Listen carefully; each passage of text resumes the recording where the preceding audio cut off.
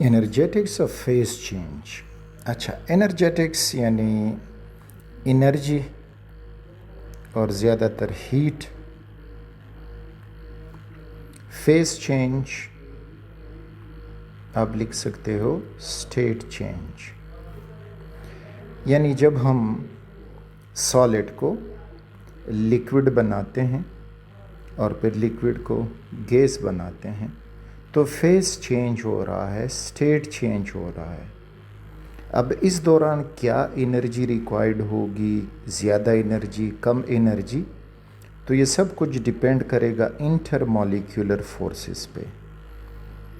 तो first of all ये पढ़ते हैं कि स्टेट चेंज, अगर हम सॉलिड को लिक्विड में कन्वर्ट करेंगे, this is known as melting या fusion.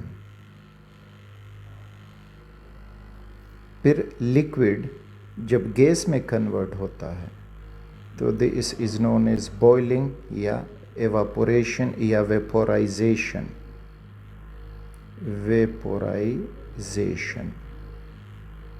Evaporation take place at all temperature, लेकिन जो एग्जैक्ट वर्ड है तो वो है vaporization. Vaporization occur at boiling points. Okay, फिर कुछ ऐसे सॉलिड हैं जो डायरेक्टली गैस फॉर्म में कन्वर्ट हो सकते हैं, तो उस प्रोसेस को कहा जाता है सब्लिमेशन। अच्छा, अब हम राइट से लेफ़्ट की तरफ भी आ सकते हैं।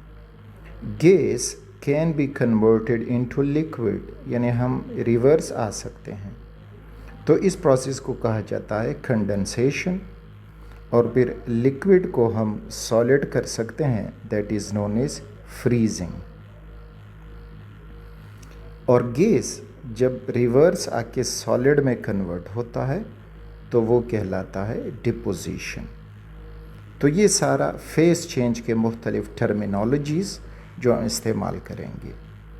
अब इन सब चेंज के लिए कुछ हीट चाहिए, एनर्जी चाहिए। तो रिमेंबर, जब हम सॉलिड से गैस की तरफ जाते हैं, this direction is endothermic. This is endothermic, यानी energy will be absorbed when you move from solid to liquid and liquid to gas.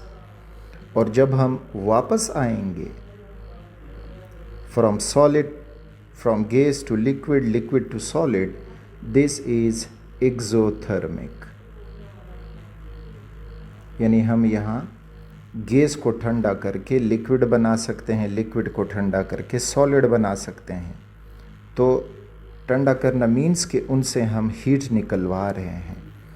और सॉलिड जब लिक्विड में कन्वर्ट होगा, लिक्विड जब गैस में कन्वर्ट होगा, तो वो एंडोथर्मिक होगा, वहाँ पे हीट एब्जॉर्ब होगी। सॉलिड हीट एब्जॉर्ब करके लिक्विड बन जाता है, लिक्विड हीट एब्जॉर्ब करके गैस बन जाता है।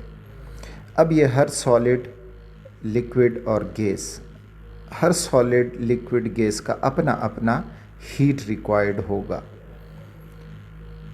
तो एक होगा molar heat of fusion, that is molar heat of fusion. और जब हम एक कांस्टेंट प्रेशर पे ये प्रोसेस करेंगे तो उसको हम एंथैल्पी ऑफ फ्यूजन भी कह सकते हैं, दैट विल बी एंथैल्पी। और इसको हम डेल्टा H नॉट और इधर छोटा सा सब F लिख देते हैं।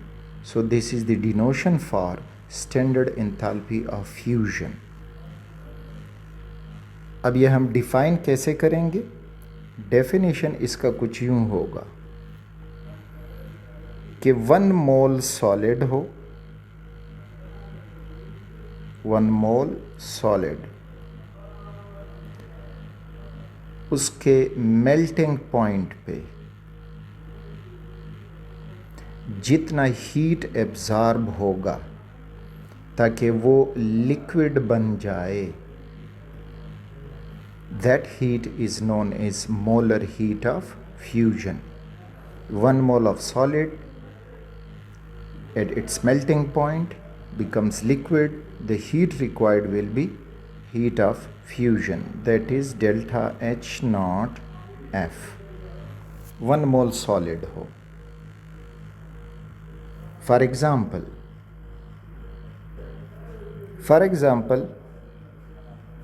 ice है, that is solid state of water.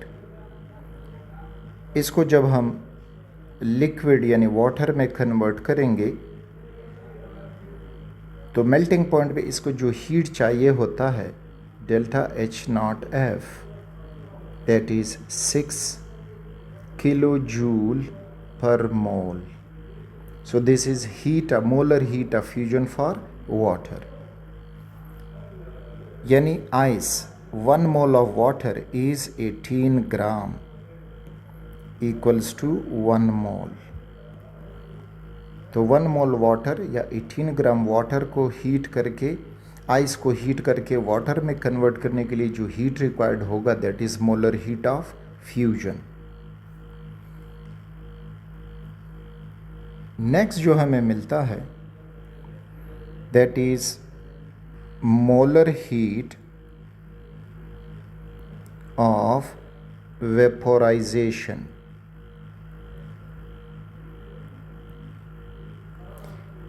या जब कांस्टेंट प्रेशर पे हम ये प्रोसेस करेंगे then it is known as enthalpy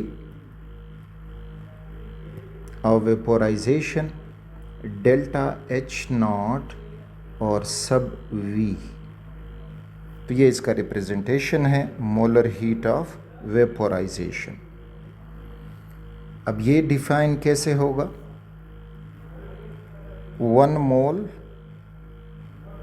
liquid हो और ये अपने बॉइलिंग पॉइंट पे कन्वर्ट हो रहा हो इनटू वेपर्स यानी गैस फॉर्म में, तो इस बॉइलिंग पॉइंट पे जो हीट एब्जॉर्ब होता जाएगा that will be known as molar heat of vaporization. यानी heat required to convert 1 mole of liquid into gas at its boiling point is molar heat of vaporization delta H naught sub V. For example 1 mole water, that is 18 gram of water, when converted into steam, that is the gaseous form of water. अब यहाँ पे delta H naught V वो हमें मिलेगा 40.7 kilo joule per mole. This 40.7 kilo joule per mole is molar heat of vaporization या enthalpy of vaporization of water. Remember यहाँ पे हम इसके लिए पॉजिटिव साइन रखते हैं, तो positive sign shows that it is an endothermic process. The next is molar heat of sublimation. Heat of sublimation या enthalpy of sublimation delta H naught अमूमन यहाँ पे SUB लिखा जाता है. तो सब्लिमेशन इसमें अब क्या होगा कि 1 mole solid directly converts into gaseous form. तो इस दौरान जो हीट एब्जॉर्ब होगा that is molar heat of sublimation. For example अगर हम 1 मोल आयोडीन ले लें जो सॉलिड फॉर्म में होता है और इसको हम आयोडीन गैस में कन्वर्ट करेंगे, तो इसके लिए जो हीट चाहिए delta H naught SUB is equal to 62.37 kilojoule per mole. This is the molar heat of sublimation of iodine. अब यहाँ पे एक पॉइंट आपको याद हो, यानी हमने पढ़ा कि सॉलिड लिक्विड बनता है तो इसके लिए डेल्टा H0 ऑफ फ्यूजन चाहिए। लिक्विड जब गैस बन जाता है तो डेल्टा H0 ऑफ वेपोराइजेशन चाहिए, और सॉलिड जब डायरेक्टली गैस में कन्वर्ट हो तो एंथैल्पी ऑफ सब्लिमेशन चाहिए, SUB। तो यहाँ से हम ये पॉइंट ले सकते हैं कि जो सब्लिमेशन है, delta H0 of sublimation is equal to delta H0 of fusion plus delta H0 of vaporization.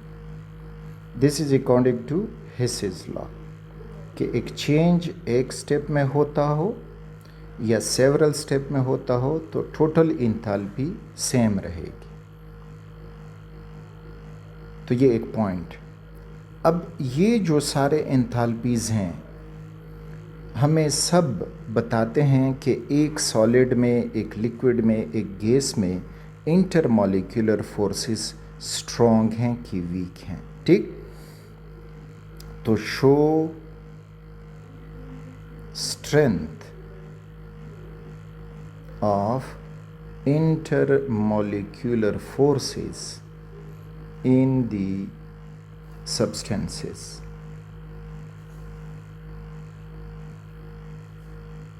तो कैसे देखते हैं एक टेबल से।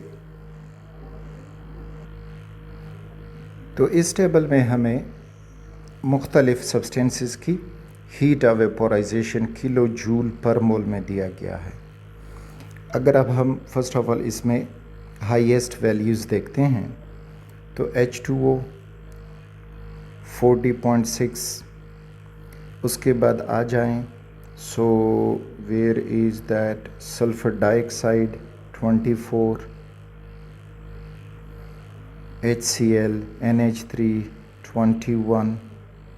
ओके, अच्छा अब यहाँ पे देखें, ये जो हम तीन ने सेलेक्ट किए तो ये तीनों जो हैं दीज आर पोलर कंपाउंड्स। जब पोलर कंपाउंड्स हैं तो इनमें स्ट्रॉन्ग अट्रैक्टिव फोर्सेस हैं, इस वजह से वेपोराइजेशन के दौरान इनमें स्ट्रॉन्ग अट्रैक्टिव फोर्सेस टूटती हैं और ज़्यादा हीट एब्जॉर्ब होगा। अब अगर आप हेलोजन को देखें, फ्रॉम हेयर टू आयोडीन, ये सारे नॉन पोलर हैं, एक ही ग्रुप के मेंबर्स हैं। अब इसमें अगर हम देखें आयोडीन की वैल्यू लार्जर है और इस तरह से top to bottom that increases. अब ये क्यों ऐसा होता है? ये जो सारे हैं दीज आर नॉन पोलर और इनमें लंदन डिस्पर्शन फोर्सेस होती हैं और London dispersion forces directly proportional to size of molecule. तो इसमें डाउन द ग्रुप साइज बढ़ता है। जब डाउन द ग्रुप साइज बढ़ता है, ये दो फ्लोरीन छोटे छोटे हैं, जब नीचे आओगे तो आयोडीन ज़्यादा साइज़ वाले हैं। तो आयोडीन में पोलराइजेबिलिटी ज़्यादा होगी और जितनी पोलराइजेबिलिटी ज़्यादा होती है लंदन डिस्पर्शन फोर्सेस स्ट्रॉन्ग होती हैं। तो इसे हमें ये आइडिया मिला। अगला जो देखते हैं, ये सारे दीज आर अल्केन्स। अब इन अल्केन्स में ये भी नॉन पोलर हैं और इस किस्म के जो नॉन पोलर कंपाउंड होते हैं तो इनमें जो अट्रैक्टिव फोर्सेस हैं वो लंदन डिस्पर्शन फोर्सेस ही हैं और यहाँ पे London dispersion force is directly proportional to number of atoms. तो इनमें मीथेन में इसकी एटॉमिसिटी 5 है, और इस तरह ईथेन, प्रोपेन और हेक्सेन, तो हेक्सेन में एटॉमिसिटी जो है वो 20 हो गई है, यानी 20 एटम यहाँ पे जुड़ गए हैं। तो जितनी एटॉमिक सिटी बढ़ती है उतना ही इनका जो इंटरमॉलिक्यूलर फोर्स स्ट्रेंथ है वो भी बढ़ता है। तो ये तक कंपैरिजन कि कौन से कंपाउंड की इंटरमॉलिक्यूलर फोर्सेस स्ट्रांग होंगी, किसका heat of sublimation, heat of vaporization या हीट ऑफ सब्लिमेशन हुआ, फ्यूजन हुआ, तो डिपेंड करेगा अपॉन द इंटरमॉलिक्यूलर फोर्सेस। अच्छा, फर्दर जो फैक्ट हमें इन वैल्यूज से मिलता है तो वो ये कि सॉलिड कन्वर्ट हो रहा है इनटू लिक्विड, और लिक्विड फिर कन्वर्ट हो रहा है इनटू गैस। जो अट्रैक्टिव फोर्सेस हैं उन्होंने सॉलिड के पार्टिकल को करीब लाया है। लिक्विड में वो अट्रैक्टिव फोर्सेस कम हो जाती हैं और पार्टिकल एक दूसरे से डिसऑर्डर्ड होकर रैंडम हो जाते हैं, और गैस फॉर्म में फिर वो मज़ीद एक दूसरे से दूर हो जाते हैं। तो सॉलिड में हमें कम हीट चाहिए क्योंकि हम मॉलिक्यूल को ज़्यादा दूर नहीं कर रहे। तो delta H not of fusion एक सब्सटेंस का, और फिर इस तरह से लिक्विड से जब गैस बनेगा तो हमें मज़ीद ज़्यादा हीट दरकार होगा ताकि मॉलिक्यूल एक दूसरे से मज़ीद दूर हो जाए। तो इस टोटल प्रोसेस में हम क्या कर रहे हैं, जब हम लेफ़्ट से राइट की तरफ जाते हैं, we are actually increasing kinetic energy. हम काइनेटिक एनर्जी बढ़ा रहे हैं हीट की मदद से, और मॉलिक्यूल का मोशन बढ़ेगा तो वो एक दूसरे से दूर जाने लगेंगे, और साथ साथ में जो पोटेंशियल एनर्जी है वो भी इंक्रीज हो रही है। तो सॉलिड से जब लिक्विड बनता है पोटेंशियल एनर्जी में जो इंक्रीज़ है वो कम है, काइनेटिक एनर्जी में भी इंक्रीज़ कम है। लेकिन फिर लिक्विड से जब गैस बनता है तो मॉलिक्यूल मज़ीद दूर जा रहे हैं, तो जितने वो दूर होते जाएंगे पोटेंशियल एनर्जी भी इंक्रीज़ होती जाएगी, और दूर तब हो जाएंगे जब हम उनकी आपस में अट्रैक्शन तोड़ेंगे। अट्रैक्शन तब टूटेंगे जब हम काइनेटिक एनर्जी बढ़ाते हैं। तो इस तरह से ये सारा एनर्जेटिक और फेस चेंज इस किस्म के कंसेप्ट से रिलेटेड है।